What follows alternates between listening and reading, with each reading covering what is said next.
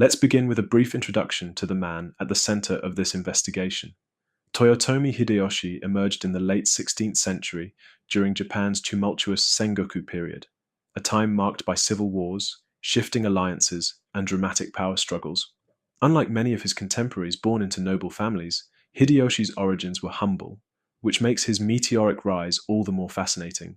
According to established historical accounts, he started his career as a foot soldier. Through wit, strategic brilliance, and at times ruthless decision-making, he eventually became a trusted lieutenant under Oda Nobunaga. After Nobunaga's death, Hideyoshi consolidated power, unifying Japan under his command. His accomplishments included reorganizing land distribution, restructuring the feudal system, and instituting policies that laid the groundwork for Japan's future political stability. For many, Hideyoshi embodies the classic self-made man archetype, a man who defied his lowly origins to rise to power and bring order to chaos. But as we peel back the layers, questions arise. Was his ascent purely a result of tactical genius and hard work, or did political expediency and later reinterpretations shape his legacy into something more palatable for posterity? In many Japanese textbooks and popular history accounts, Toyotomi Hideyoshi is presented as a visionary leader. He is seen as a unifier who ended centuries of conflict, establishing peace and prosperity. Many of these narratives emphasize his administrative reforms and diplomatic skills, painting him as a heroic figure who, despite his rough beginnings, demonstrated remarkable qualities of leadership and determination. This conventional narrative, however, is not without its critics. Some historians argue that later regimes, especially during periods of national consolidation, found it convenient to cast historical figures like Hideyoshi as symbols of unity and resilience. The process of sanitizing history isn't new.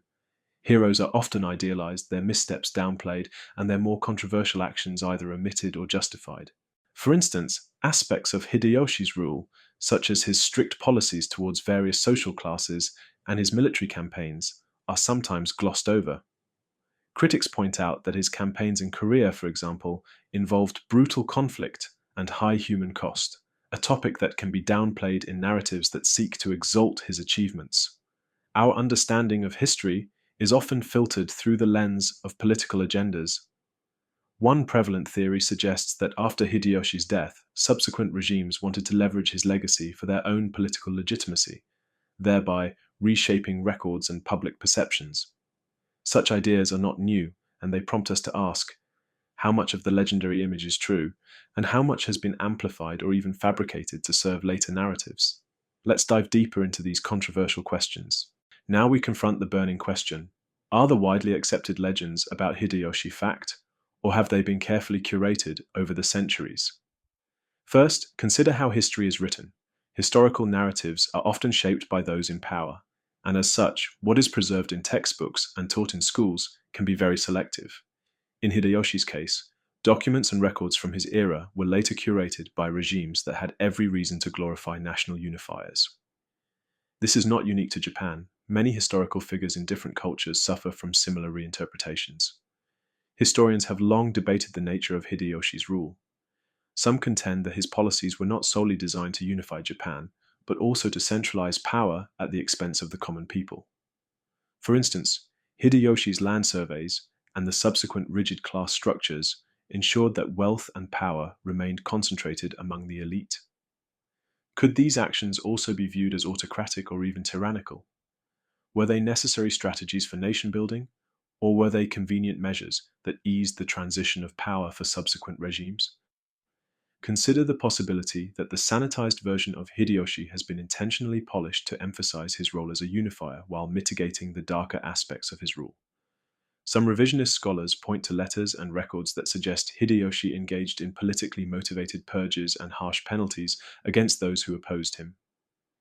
These harsher details sometimes get lost in retellings that focus on his accomplishments rather than his controversial decisions. Also, consider his domestic policies. His famous sword hunt was ostensibly meant to control the populace and reduce the risk of rebellion. While this policy did contribute to national security, it also stripped many citizens of their means of self-defense and silenced potential dissent. Was this a necessary move for stability or a power grab meant to prevent any challenge to his growing authority. When you sift through both traditional and alternative narratives, you start to see the complexities of Hideyoshi's character, a mix of strategic brilliance, necessary ruthlessness, and possibly even a capacity for manipulation. It's this murky interplay of achievements and ethical compromises that fuels the debate. Let's now turn to the evidence. When historians re-examine Hideyoshi's rule, they find that many aspects of his governance are subject to interpretation. For example, archival documents and contemporary accounts sometimes paint a picture of a leader who was more calculating and politically opportunistic than heroic. One key area of contention is Hideyoshi's military campaigns. His invasions of Korea are widely criticized in some modern accounts for their brutality and long-term destabilization of the region. While traditional narratives focus on his military prowess and the eventual success of these campaigns, revisionist scholars argue that these expeditions reveal a darker side, a willingness to sacrifice lives for short-term gains that were later downplayed by those who wished to enshrine his legacy as a peacemaker. Academic studies, such as those published in the Journal of Japanese Studies, have highlighted discrepancies in the way historical sources handle these conflicts. Some documents suggest that Hideyoshi's actions during these campaigns were driven by a combination of strategic necessity and personal ambition, rather than a simple desire for national unity. These studies indicate that the records from this period are complex and often contain conflicting accounts. It is crucial here to acknowledge that our interpretation of evidence is often influenced by the sources themselves. Primary accounts may have been written under duress or with the intent to curry favor with the ruling powers of subsequent eras. It becomes a challenge to disentangle the original context from centuries of reinterpretation. As we consider this evidence, it's important to reiterate that we are examining one perspective. While some historians insist that Hideyoshi should be remembered as an indispensable nation builder, others believe that exposing the less savory details only serves to challenge the mythologized version of his persona. In the spirit of transparency, we encourage you to explore academic resources and historical documents to form your own opinion. We've shared just a slice of the evidence here, but it's a fascinating debate that continues to evolve. Remember, history isn't just about the past, it's about how we shape our future with the lessons we learn. What do you think about Toyotomi Hideyoshi's true legacy? Was he simply the hero celebrated in textbooks, or is there more to the story?